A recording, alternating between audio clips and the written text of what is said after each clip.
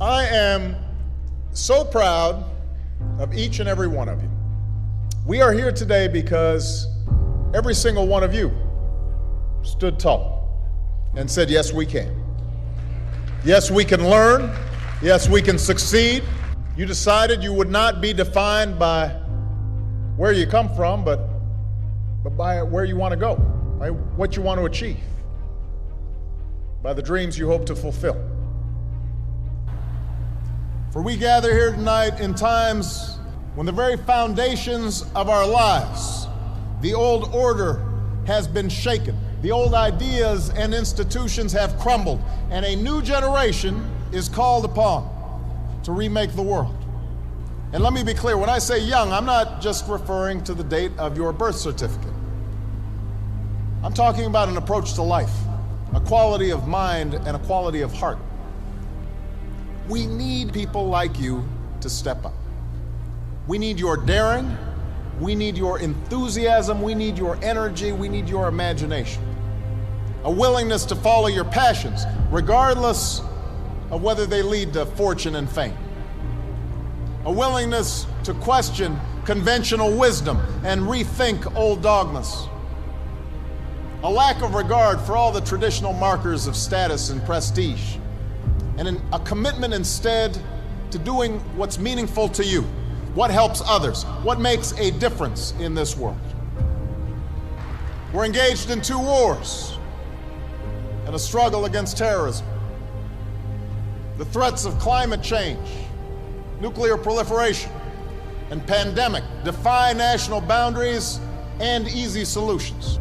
For many of you, these challenges are also felt in more personal terms. Perhaps you're still looking for a job. You're struggling to figure out what career path makes sense. Now, in the face of these challenges, it may be tempting to fall back on the formulas for success that have been peddled so frequently in recent years. It goes something like this. We too often let the external, the material,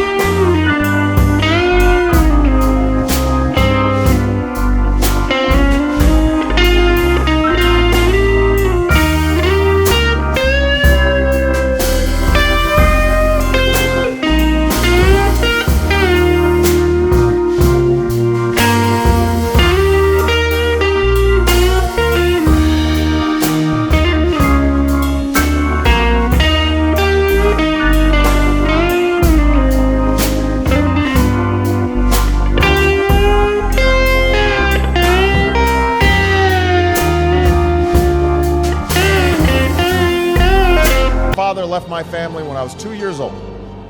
And I was raised by a single mom who had to work and who struggled at times to pay the bills and wasn't always able to give us the things that other kids had.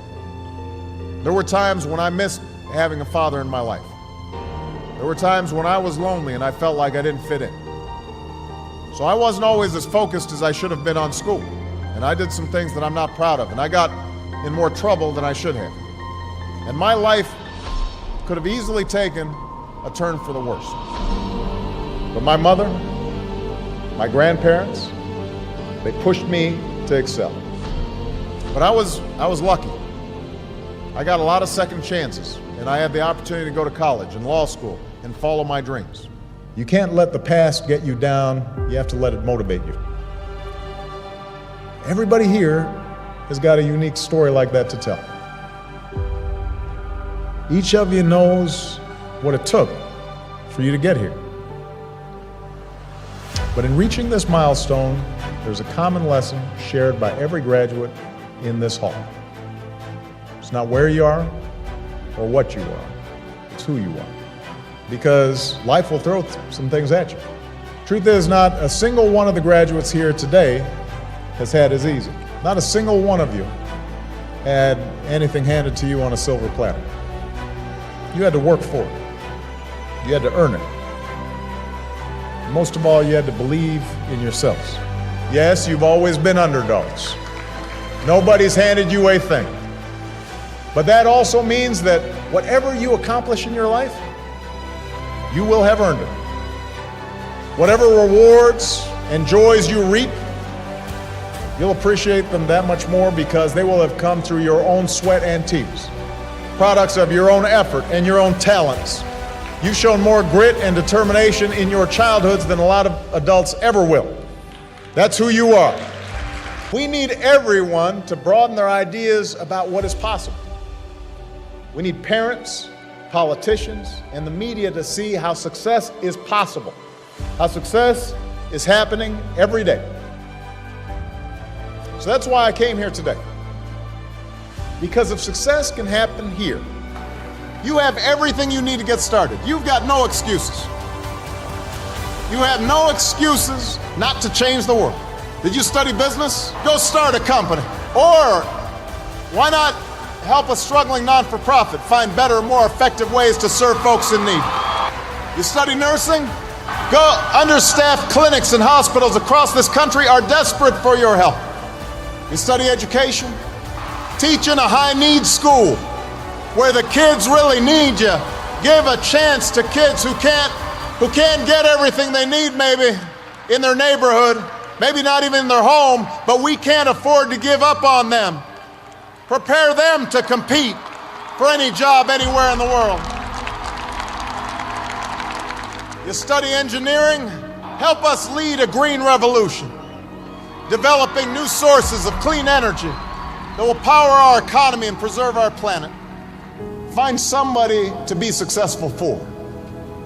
Raise their hopes. Rise to their needs. That's what's made a difference in our lives, and it's going to make an even greater difference in your lives.